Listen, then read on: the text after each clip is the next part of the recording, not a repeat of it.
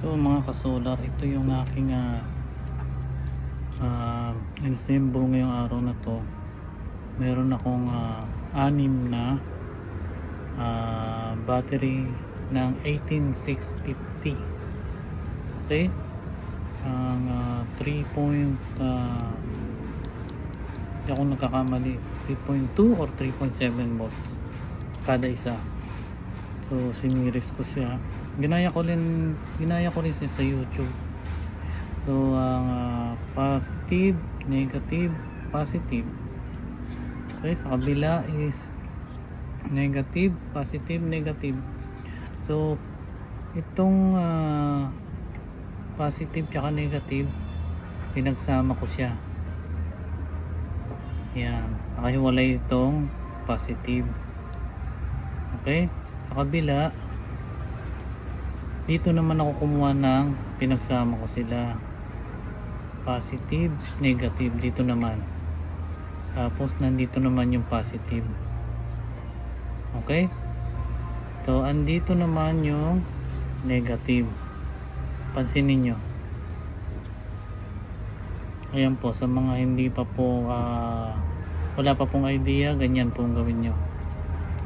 Yan, kita nyo po, ito pagdating sa kabila, pinagsama ko to. Okay, ayan po. So bumili lang ako ng BMS na ganitong klase. So pinanood ko lang sa YouTube kung paano ilagay. So yan, testing natin dito sa aking kung ilan para makita. Paano nyo ba siya makita sa testing? Sa testing, may pan-testing ako itong voltmeter. Oops, kasaksak pa itong aking soldering iron. So itong voltmeter ginagawa kong pang tester. So okay, tingnan natin kung ilang volts siya. Ito tayo sa positive dito sa likod. Ayan po, dito ko siya itinap. Tapos yung isa dito ko po itatap, negative. Ayan po siya.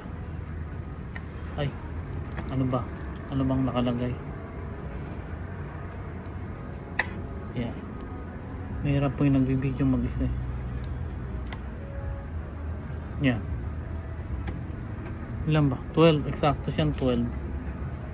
So pag tinester nyo rito sa BMS, dito po hindi po siya lalabas. Kailangan dito lang sa may pwede rin siya dito. Ayan, kasi connected din doon eh. Yan, at saka dito po. Ayan, ayan, ano po yung lumalabas? 11.6. Yan, 11.7. Pero pag direct dito sa may mismong malapit, kasi ito is nandito na sa BMS eh. Yan, nagto 12 na rin siya. Ayan po. Okay, so mamaya is lalagyan natin siya ng wire dito para makapag-charge tayo sa solar panel ng 12 volts para mag-charge siya, hindi siya ma-overcharge. Okay, papakita ko sa inyo mamaya. Guys, meron tayong dalawang wire, positive tsaka negative. So ilalagay natin dito yung negative, and dito naman po yung positive. Ayan po, ayan, makikita nyo, negative, positive. Tama tayo sa P panel.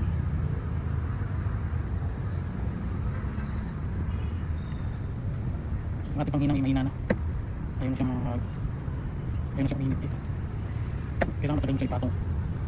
Okay, yan, gumana rin. Pero yung ginamit kong wire is mataba. Pwede naman kung wala kayong wire na iba, hindi matabang gamitin. Mas maganda nga ito eh. Yan po. Ito na tayo sa kabila. Tignan natin kung dikit siya. Okay. Yan.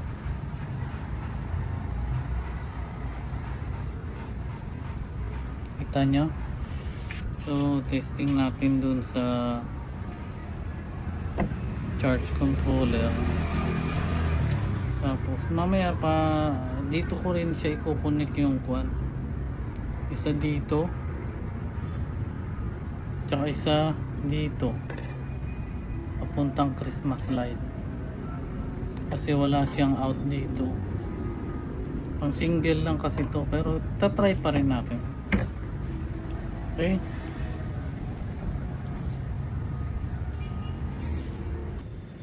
So ayan, lagyan natin ng voltmeter para makita natin kung legit siya na mag charge. Okay. Ayan, buksan natin ang sabing panel, charge controller. Pero bakit wala siya?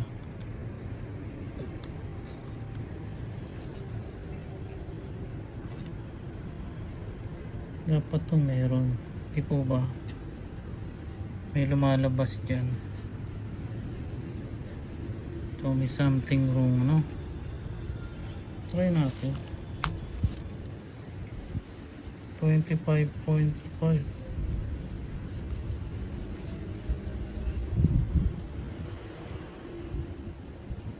25.8. Lakas ha.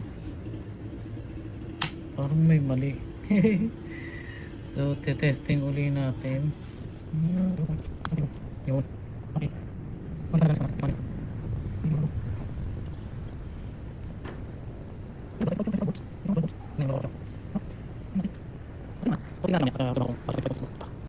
So ayan na siya. Ano lang to, nagluloko. Alam mo tong charge controller natin hindi maganda. Ilipat ko siya dito sa isang charge controller. So ayan, full charge naman itong ating battery. Kasi charge ko na siya dito nung nakaraan. Okay, so ayan na po yung ating symbol ngayon. Kina-charge natin dito sa ating ito po yung galing ng tinanggal ko rin yung breaker, dinirect ko na lang kasi hindi naman binabalot yung breaker kasi umuulan, hindi naman siya kalakasang battery, so kaya ito wala na siyang breaker na ginamit. Pang akin lang naman to. Pero kung kayo magte-testing, lalagay nyo po ng breaker para 100% sigurado kung ang battery nyo is madami. Okay? So ang breaker ko kasi nasa taas. Meron din akong panel. Ayan. Ang laki ng panel ko. Dalawa. Ayan po. 560 ang isang panel. 550. So 1,100 yan. Pero hindi yan ang ginagamit ko. Ang ginagamit ko rito is 100 watts, 12 volts. Ito naman isa dito, ayan, 100 watts. Parang ano lang siya, mababa. Ay hindi siya 100 watts, 12 volts. Hindi ko matanda ko ilang watts siya eh. 60-70 watts na. Okay, yan po yung ating ginawa ngayong araw na to. Maraming salamat. Sana may natutunan kayo.